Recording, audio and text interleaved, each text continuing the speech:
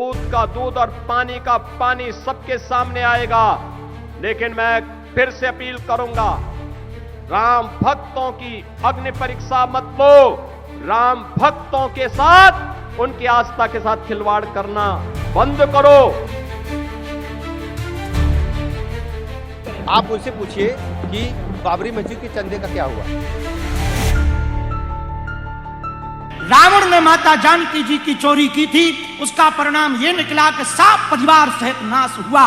करोड़ों लोगों के दान राम मंदिर में राम को दिए हुए दान को जो चोरी करेगा पक्का है वो सरकारी दंड तो पाएगा ही, भगवान का महादंड पाएगा। राम मंदिर चढ़ावा चोरी मामले में एसआईटी के कड़े एक्शन की सिफारिश के बाद उत्तर प्रदेश पुलिस ने ताबड़तोड़ कार्रवाई करते हुए चंपत राय के सहयोगी टिन्नू यादव समेत 8 आरोपियों को गिरफ्तार कर लिया है।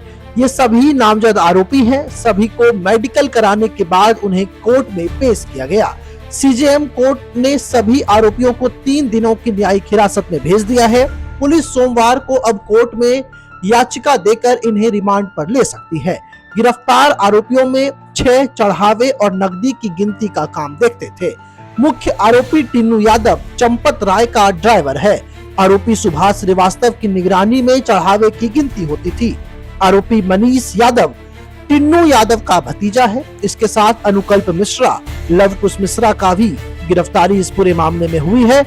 वहीं अविनाश शुक्ला, करुणेश पांडे और रमाशंकर मिश्र को भी पुलिस ने पकड़ लिया है। आपको बता दें कि ट्रस्ट की शिकायत पर ये एफआईआर दर्ज हुई थी। बीएनएस की धारा 306, 316/5, 317/4 में एफआईआर दर्ज हुई है। इसके साथ ही 317/5, 61 और धारा 3/5 भी लगाई गई है। चोरी से जुड़ी धारा 306 में 7 साल की सजा का प्रावधान है।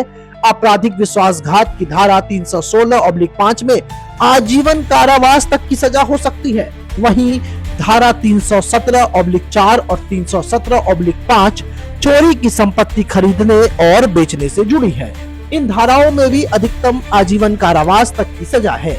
बीएनएस की धारा 61 और 3/5 सामूहिक आपराधिक षड्यंत्र और साजिश से जुड़ी है। गंभीर अपराध में 2 साल से लेकर आजीवन कारावास तक की सजा अब इनको हो सकती है। आपको बता दें कि गिरफ्तार किए गए आरोपियों में से 6 लोग राम मंदिर के ऐसे कर्मचारी थे जो दान पत्र में चढ़ावे और नकदी की गिनती का काम देखते थे। ये आरोपी काफी समय से संगठित गिरोह की तरह दान राशि की चोरी कर रहे थे और उन्हें सीसीटीवी कैमरों में गड़बड़ी करते हुए पकड़ा गया था। चढ़ा चोरी मामले में गुरुवार देर शाम ट्रस्ट के सदस्य कृष्ण मोहन की शिकायत पर पहली एफआईआर दर्ज की गई थी। इसमें चंपत राय, डॉक्टर अनिल मिश्रा समेत कई बड़े पदाधिकारियों के नाम ही नहीं है। एफआईआर के बाद रमाशंकर यादव उर्फ टिन्नू समेत 8 आरोपियों को फिलहाल गिरफ्तार कर लिया गया है। इस पूरे मामले में सबसे बड़ी बात यह है कि जो यहाँ पर पदेन सदस्य थे, इन लोगों ने अपने पदों का दुरुपयोग किया था। सबसे पहले टिन्नू के पास बिना आदेश की, उनके पास आदेश नहीं था, फिर भी हुंडियों की चाबी थी। एसआईटी की रिपोर्ट में उल्लेख ट्रस्ट को बहुत पहले हो गया था चोरी का अंदेशा। इसके अलावा सितंबर 2024 और फरवरी 2024 में राम मंदिर ट्रस्ट और बैंक के बीच बैठक में एक एसओपी बनी थी। स्टेट बैंक की तरफ से गोविंद मिश्रा और ट्रस्ट की तरफ से अनिल मिश्रा ने इस अभिलेख पर अपने साइन किए थे। जब राम मंदिर में गणना प्रक्रिया में, यानी कि जो नकदी की काउंटिंग होती है, इस प्रक्रिया में आगे एसओपी का इस्तेमाल ही नहीं हुआ। एसआईटी की रिपोर्ट में उल्लेख है कि जानबूझकर ये लापरवाही की गई। सरकार की जो मंशा है, सरकार ने पहले दिन कहा कि दूध का दूध और पानी का पानी सबके सामने आएगा। लेकिन मैं फिर से अपील करूंगा, राम भक्तों की अग्नि परीक्षा मत लो। राम भक्तों के साथ, उनकी आस्था के साथ खिलवाड़ करना बंद करो। अगर तथ्य नहीं है, पुष्ट प्रमाण नहीं है, तो आरोप प्रत्यारोप बंद करो। और प्रमाण है तो एसआईटी को सबूत सहित प्रमाण प्रस्तुत करो। एसआईटी की सिफारिश के अनुरूप सरकार कार्रवाई को आगे बढ़ा रही है और जब वरिष्ठ अधिकारियों की टीम कार्य कर रही है तो उसमें फिर राजनीतिक बयानबाजी बंद करें। अयोध्या स्थित राम मंदिर में कथित दान और चढ़ावा चोरी का मामला सामने आने के बाद ट्रस्ट ने विशेष जांच का अनुरोध किया था, जिसके बाद मुख्यमंत्री योगी आदित्यनाथ के निर्देश पर प्रकरण की जांच के लिए 13 जून को ही एसआईटी का गठन किया गया था। एसआईटी में लखनऊ के मंडलायुक्त विजय विश्वास पंत, पुलिस महानिरीक्षक किरण एस और वित्त विभाग के विशेष सचिव नील रतन शामिल है।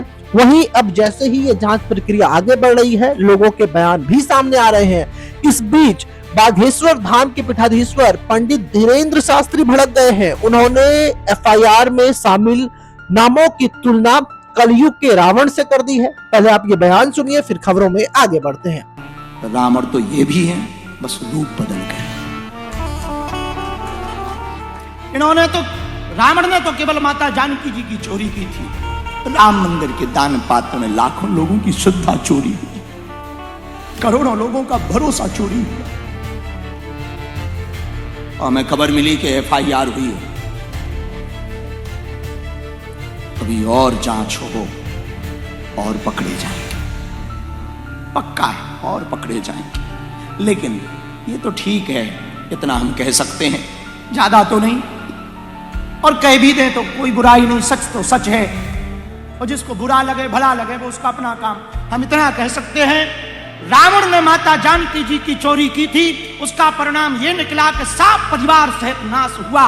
करोड़ों लोगों के दान राम मंदिर में राम को दिए हुए दान को जो चोरी करेगा, पक्का है वो सरकारी दंड तो पाएगा, भगवान का महादंड पाएगा। अब बात करते हैं राम मंदिर चढ़ावा चोरी मामले में सबसे प्रमुख दो किरदार चंपत राय और अनिल मिश्रा की। दरअसल करोड़ों रुपए के चढ़ावे में गड़बड़ी के बाद जब जांच तेज हुई तो ये दोनों ने, चंपत राय और अनिल मिश्रा ने इस्तीफा दे दिया। दरअसल ट्रस्ट के पदाधिकारियों तक ये जांच पहुंच गई है। स्पेशल इन्वेस्टिगेशन टीम यानी कि एसआईटी की जांच, कर्मचारियों की गिरफ्तारी और बढ़ते राजनीतिक दबाव के बीच श्री राम जन्मभूमि तीर्थ क्षेत्र ट्रस्ट के महासचिव चंपत राय और ट्रस्टी डॉक्टर अनिल मिश्रा ने अपने पदों से इस्तीफा दे दिया। दोनों को अभी तक एफआईआर में आरोपी नहीं बनाया गया है, लेकिन जांच की आंच उनके प्रशासनिक कामकाज तक पहुंच चुकी है, जिसके बाद इन्हें अपना पद छोड़ना पड़ गया है। ये निष्पक्ष जांच होगी, एफआईआर दर्ज हो गई है और कानून के तहत कड़ी कार्रवाई हो, ये सरकार इसने निर्देश दिया। एफआईआर में नाम भी पड़ेगा। ये तो आप तफ्तीश करने वाले लोग, अजय राय जी कह रहे हैं कि ये लोग चंदा चोरी के जो लोग, आप उनसे पूछिए कि बाबरी मस्जिद के चंदे का क्या हुआ। सवाल उठा रहा है, बाबरी मस्जिद के चंदे का क्या हुआ, बचाया जा रहा है, छोटे लोगों पर केवल मुकदमा दर्ज। ये भैया तार ले लो, तार तुम्हारा है भैया।